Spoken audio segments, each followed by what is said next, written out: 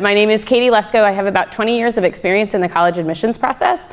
I worked at Siena for about 16 or so, and then switched over to St. Rose in the last 3 years. So it's been an exciting experience for me to work with students. In all of the colleges I've been at, I've worked with different populations. So I've worked with athletes, I've worked with students in our HEOP program or our AOE program, an academic opportunity experience programs. I've worked with honors program students, students going into specialized medical college programs, the art students or the music students, and how that process goes. And so between the two colleges, in many ways, I have a plethora of different experiences that way.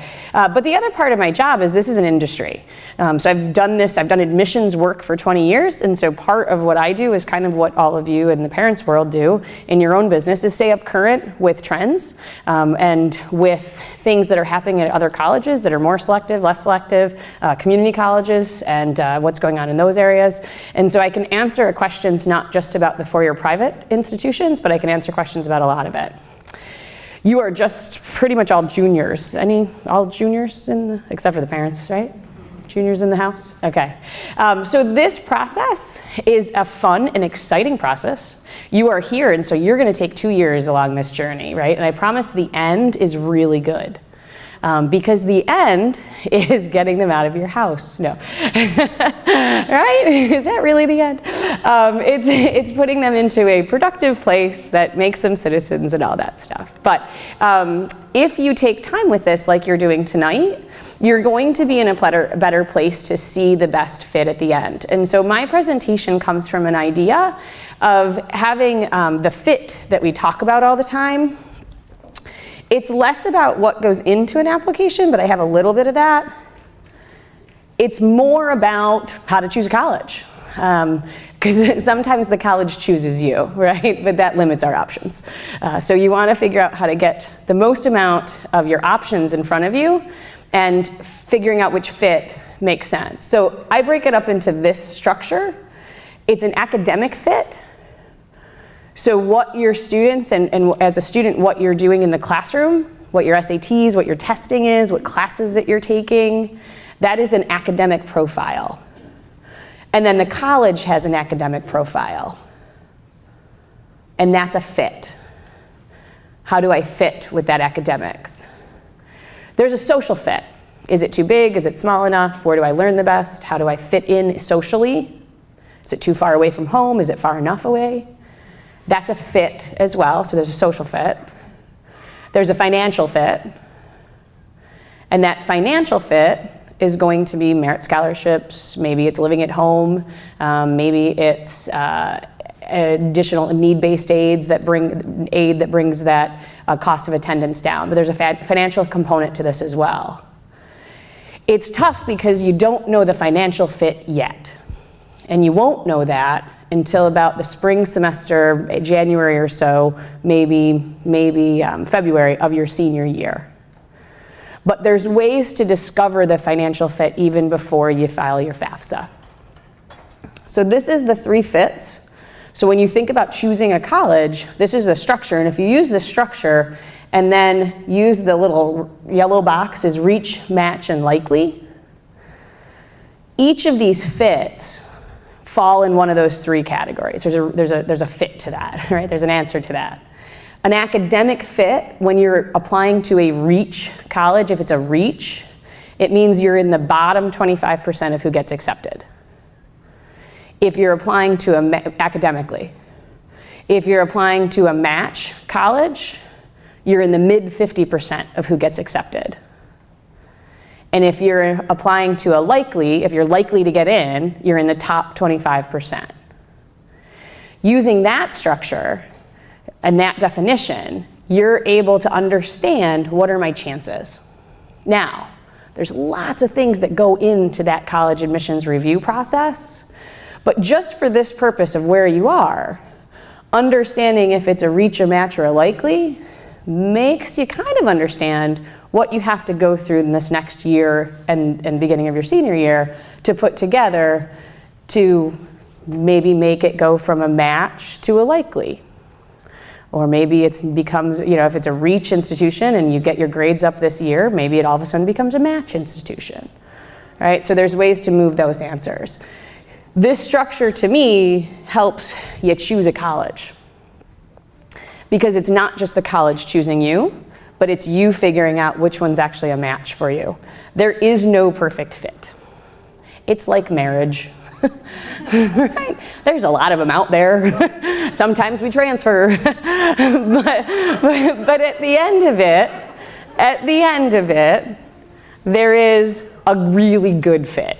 And you have to work at it, and you have to figure out what you're getting into, and sometimes you don't even know all of what you're getting into, but you can find that fit. And it's that fit that you're trying to find, because the perfect one sometimes gives you too much pressure, has too much expectation. So the academic fit.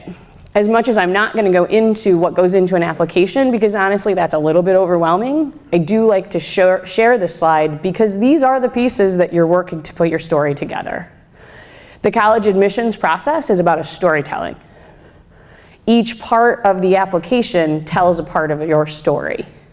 When admissions counselors read their files and we accept students, or we defer students, or waitlist students, put them on the alternate list, what we're doing is not comparing a student to the person next to them. We're reading your story independent of all of the other people, and then we're looking at the collective whole of the pool. We have a responsibility in the admissions world to cast a net out of acceptances, and we know how many are going to come to our college.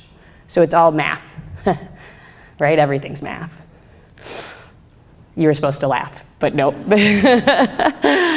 So you cast a net. We look at that pool as a whole to see who could be most successful with us, to see what kind of contributions they're bringing into our community. And it's through these pieces that we find that out. So your application tells us demographic information. Your letters of recommendation should tell us who you are in your classroom, if it's a teacher recommendation, if it's a coach, a Girl Scout leader, Boy Scout leader, some sort of community member, church member. If it's something like that, it's typically more of a character recommendation. So you're going to be looking to have a balance of, character recommendations and teacher recommendations. Your transcript tells us your academic profile. When we see a transcript, we see the classes in freshman year, the end of the year grades. We see the sophomore year classes, the end of the year grades, junior year classes, end of year grades, senior year courses.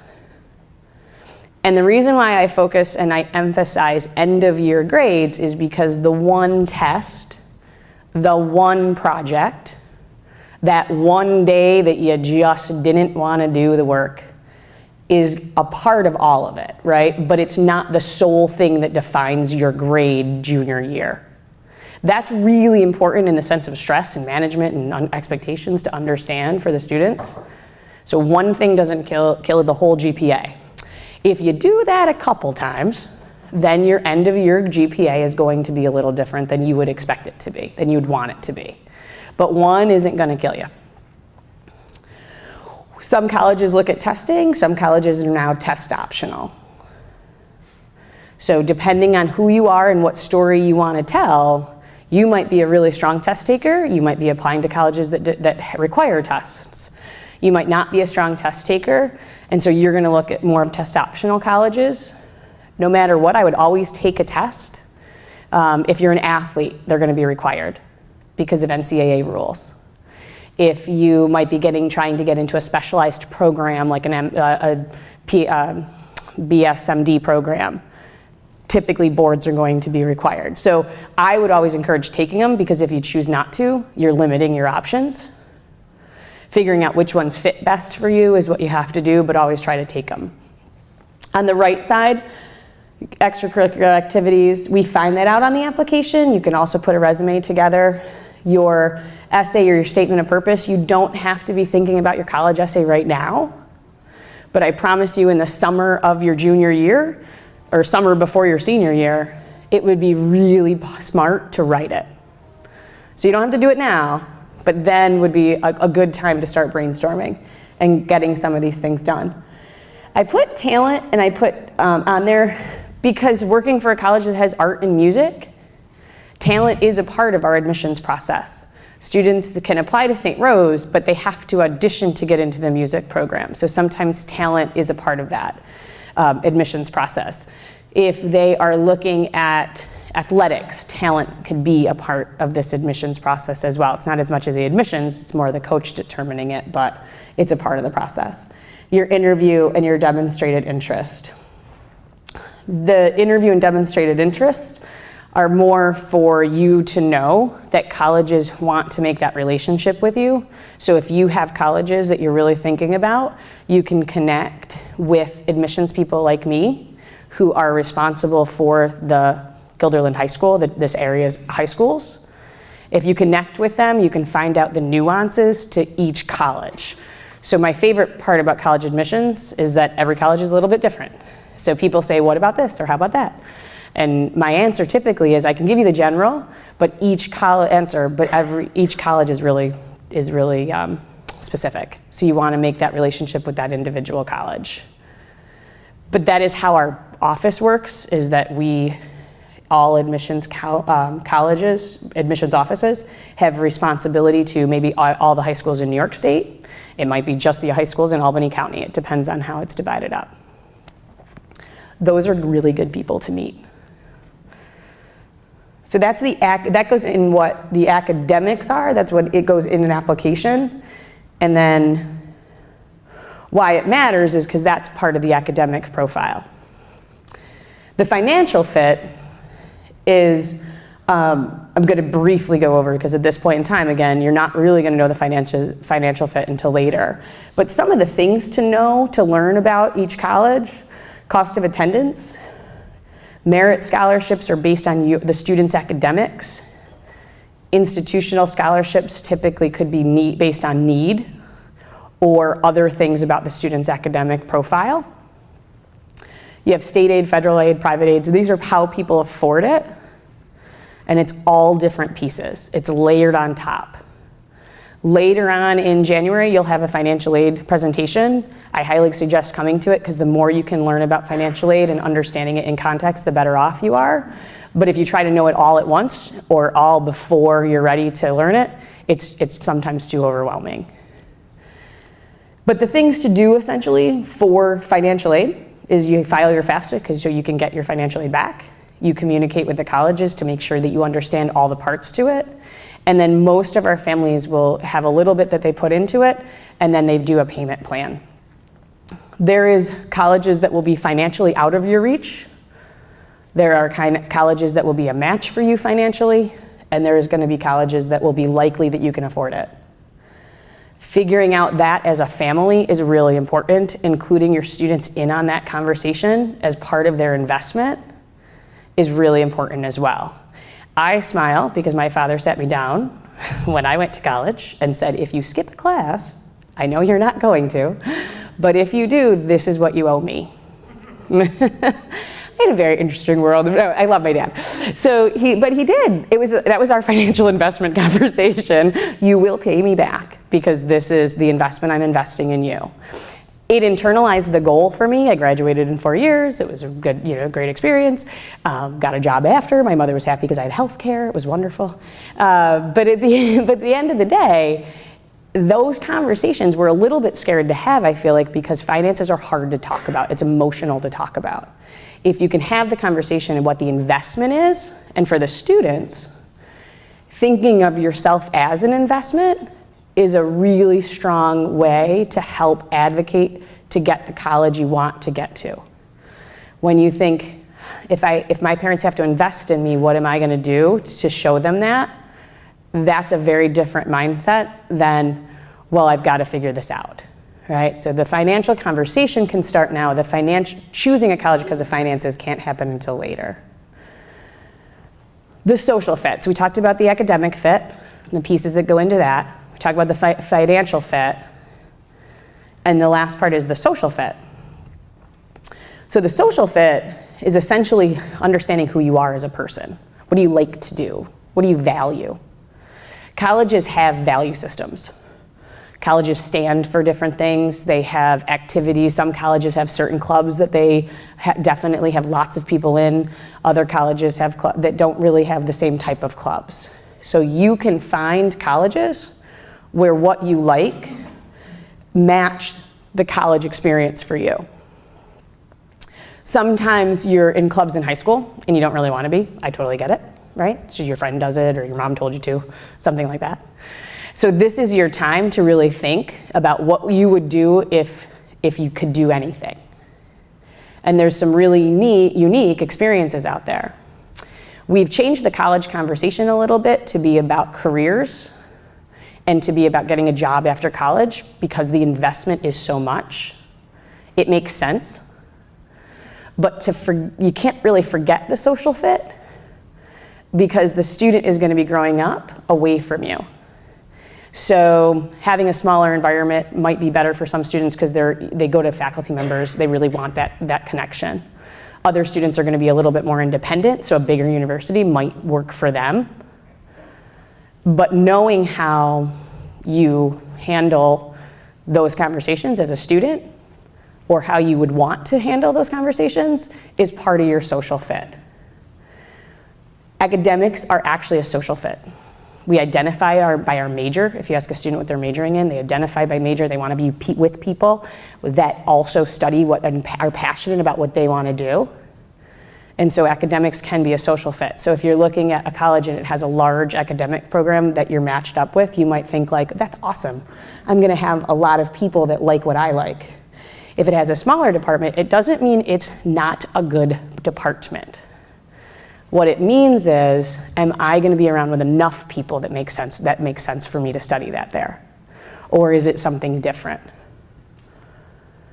I smile because I worked at one institution that didn't have city streets running through it. I worked at another institution, the St. Rose that I am right now, and one day some student said to me, I don't like to cross the street. I said, great example. That is going to be a tough social fit for you at the College of St. Rose because you have to cross the street to go to to go to classes. It is not really a busy street, and there's crosswalks. It's all good, right? You're navigating a city campus. But that student, had they picked us, would have struggled every day going to class, right? And that wouldn't be a social fit for her.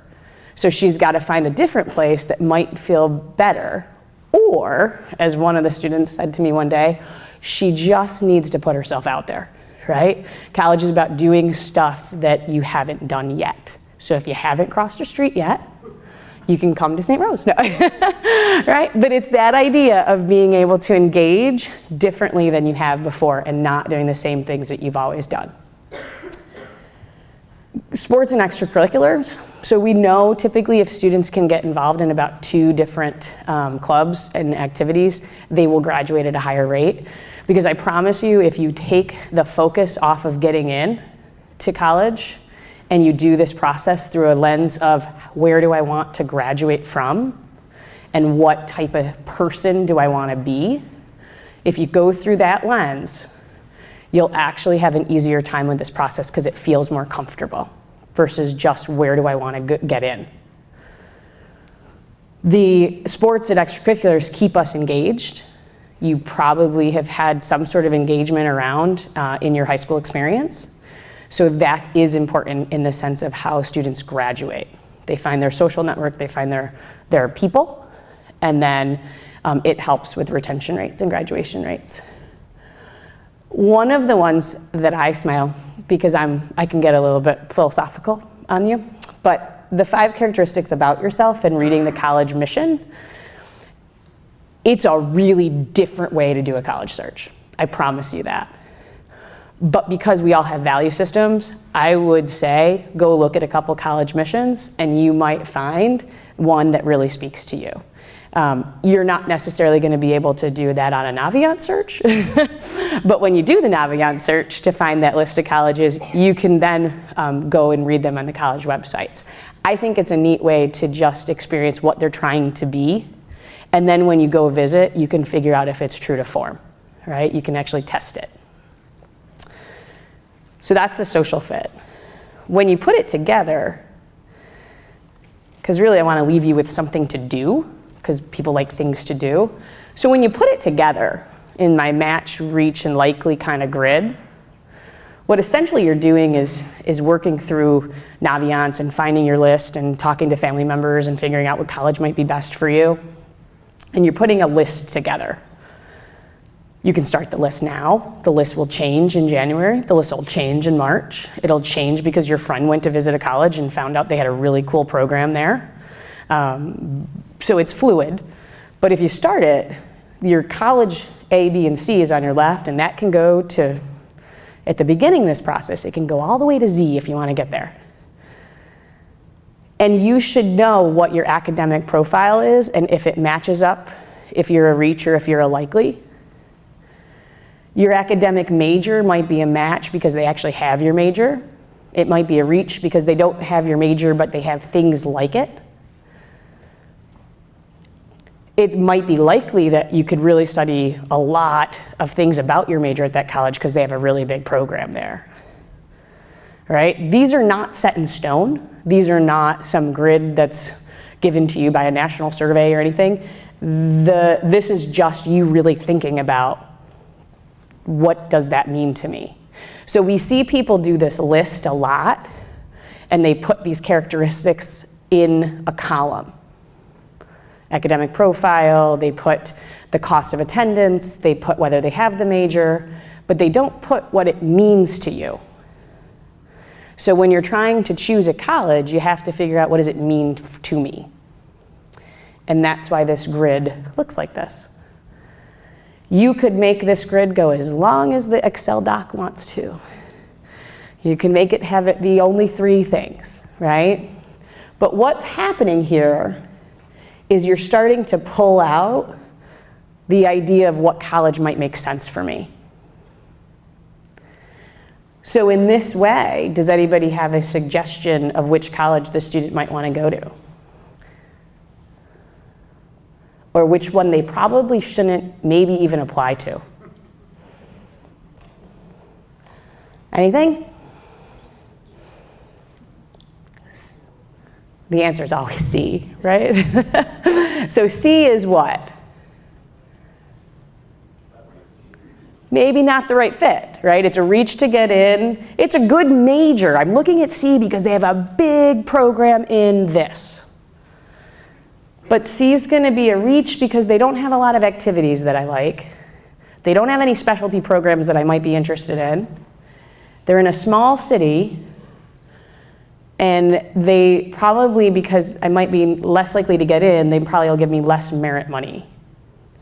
So that's a reach in the sense of sometimes reaches aren't good, right? Because it's a reach socially, it's a reach financially, and it's a reach academically.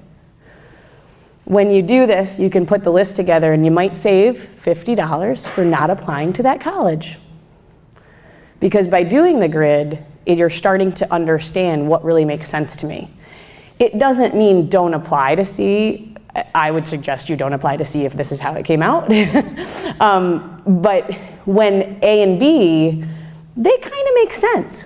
That's going to encourage a little bit more research. That's going to encourage a little bit more understanding. Those columns might, when you get into those A and B, because you will, right? So when you get into A and B, you're going to start to add a couple more columns after you visit and after you meet more students and after you meet faculty, and then you're really going to understand whether it makes sense for you. If we had already done that and we got into that, which one would you might think makes sense to you? Would it be A or B? A. I think that one is where you say, I could be happy either place. And that's good too. You don't have to, you have to pick one by May 1st. But essentially, you've done the research to make it successful. You would graduate from those institutions. B would have lots to do, and maybe that's almost too much, right? A seems kind of central and healthy, right? B does have an honors program, though. That's always fun. Let's see. So here's the timeline. Do you have any questions on that? Any questions at all? Not yet, okay. So the timeline, and this again, right, is not to overwhelm you, and this is going to be put up on Gilderland's Facebook page, so you're able to see this later on if you'd like. But essentially, it's what you should be doing now, what you should be doing in the spring and summer, and when I say summer, I mean summer after the junior year. So really, it's research. Right now, talk about the expectations for college. Right now, talk about what majors are out there. Research what different careers are able to, that you're able to follow. Things you like, things you don't like.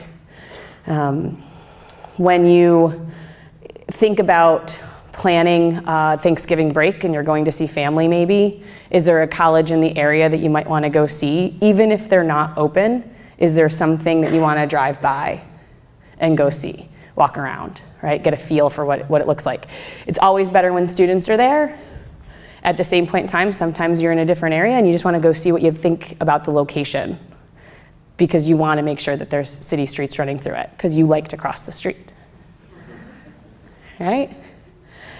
I will always, forever, and anything I do, say enjoy the holidays and don't talk about college. Right? Because there's a pressure point, there's a pressure piece that's happening. Every single relative possibly known to man will ask you what you're doing for college next year or 2 years from now. When you're a senior, it's worse than when you're a junior. Sit at the children's table for that Thanksgiving, right? Say, please take me back. And then spring, so really you're getting ready for spring. The second one, set up a college talk time for the family. My biggest tip of advice is that if you take time to talk about college, it gets less overwhelming for you, the parent, and for you, the student. So an hour every 3 weeks, Sunday morning, Tuesday afternoon, 10 p.m. on Thursday night, instead of Scandal, watch that. Talk about college. But if you give yourself that time, you give yourself permission to not talk about it all the time because it can overwhelm the process. If you do it at the beginning every couple weeks and you need more, then you can add more in. I will promise you if you do this for about 6 weeks to 8 weeks, you probably won't need any more time. So if you do it in the springtime for a couple weeks in a row, you're just giving yourself that ability to search together as parents and students, family members and students. If you're applying to more selective schools, standardized tests are a part of that process. It's not just about going in and it's natural intelligence, it's about studying. There's a process, it's a test, right? So thinking in that mindset versus saying, I'm just gonna take the test, no big deal. It's better to study for it, right? It's better to prep for something because when you go on for an MCAT or another CPA exam or financial certification planning exam years after college, right? There's a test and you have to learn how to study for it. And so that is my one thing that sometimes I hear a lot is I'm just gonna take them, not worry about it. You don't have to worry about it, but you have to prep for it. Take them once, figure out which one you like better, ACT or SAT, and then take them again in the fall of your senior year. In the summer, before you leave in June, ask your teachers for recommendations. That's always a good thing. And then research more online. Be a student, right? Have fun. And then this is the senior year. So write your essay, meet with your counselors, not in the summer, in the fall when you get back. Let them have a summer, right? But you'll meet with them in January, February, and March. So you'll meet with the counselors and they'll go through all those pieces right now. And then essentially what you're trying to work towards is deciding on a college by May 1. In 2 years from now, right? Year and a half from now. That's all I have for you. Hopefully it was very insightful. And not overwhelming, because the key to it is not to be overwhelmed by it all. If you walk away with about 3 things that you learned differently, the next time you hear something, you're actually going to be in a better position, right? And then the next time you sit through another presentation, you're going to know a little bit more. But if you think of 3 things to walk away with, I would take the structure of the idea of academic fit, social fit, and financial fit, and how there is a way to measure that as you're looking to put colleges on the list. I would also give you all permission to take colleges off your list. Because just because Aunt Susie really wants you to look at her alma mater doesn't mean you have to. So it's okay to start crossing things out. Any other questions? Yes? Does parents have access to Naviance, or that's just for students? Parents have access to Naviance. Do they have their own account? Right? They can have their own parent account, but they have access to Naviance. And so they can get in and see like scattergrams and do the college search piece. There's also career research on Naviance as well. And then one of the pieces that's always nice about Naviance is that it has a localized information. So how Guilderland students did through a process, you're able to find that out as well. Always be careful because it has to have a big enough sample to actually make sense. So stats are always one of those things. It's got to have a big enough sample to make you feel comfortable that that's the right information. Meaningful, yeah? How do you suggest students make those connections? You were saying personal connections with, say, academics or extracurricular or admissions folks in the colleges that Yep. they're interested in. Perfect. So the question is, how is it the best way to go about connecting with your admissions counselor or any other, like a coach or a faculty member or other people at the college that you might want to connect with? Websites are always great to find out the information. Typically, most colleges, 99% I would say, would have a list of who their admissions counselors are and what territory they're responsible for. So you would find out who's responsible for this area. I would originally just send an email. In the springtime, there is a college fair at Hudson Valley, and there's a college fair at Guilderland High School now. At night in April. At nighttime in April, there's a college fair at Guilderland High School. There are admissions representatives that stand behind the table. Most of the time, those are going to be admissions representatives that read the student's application from Guilderland High School. So I would send an email, find out if they're going to be at the fair, connect with them at the fair. If they aren't going to be at the fair, so larger, more selective institutions sometimes go to New York City instead of coming up to Albany. So they might do an off-campus reception in New York City. So you would be able to connect with them outside of the Albany area, but still closer than getting on a plane and going to California, right? So if there's some bigger institutions, sometimes they get to New York or Boston before they'll get to Albany. But there's going to be somebody still responsible for this. An email is a great way to go about it. If students are comfortable on a phone, I would set up a phone call if you wanted to. Sometimes people aren't comfortable talking on the phone. Skype interviews are great. So student interviews or conversations with the counselor is great, or FaceTime or Google Hangout or whatever it is nowadays, right? But there's some sort of way to connect that way. And then it's a great way to check in with them if your application is there, or when's the best time to schedule a visit. They might have different programs that you can do. The other thing that I would always plug in between the junior and senior year summer is if there's a particular program that you're interested in and you have the means to do a camp program at a college. So we have really neat programs at St. Rose for art, music, cyber security, and criminal justice, and filmmaking. Marist has a fashion design program and something else, I think. Maybe there's a cyber piece there. But colleges have summer programs where you can go be a college student for a week, take classes, and have the full experience. It's a great way to figure out, A, if you like the college, and B, being away from home before the first time being the college, the experience that you are when you're moving away. So I would look for information on that as I'm looking for the admissions person. Coaches, you can just get on the website. Typically with athletics, you fill out a recruitment form. It might ask your height. It might ask your speed. So it's going to ask you things particular to the sport. One of the best ways to get recruited is going to be coach-to-coach contact. So if you do have somebody that wants to play a sport, the coach can evaluate many times and talk to the coaches at the college level prior to this whole process. So I would utilize your travel coaches or your high school coaches.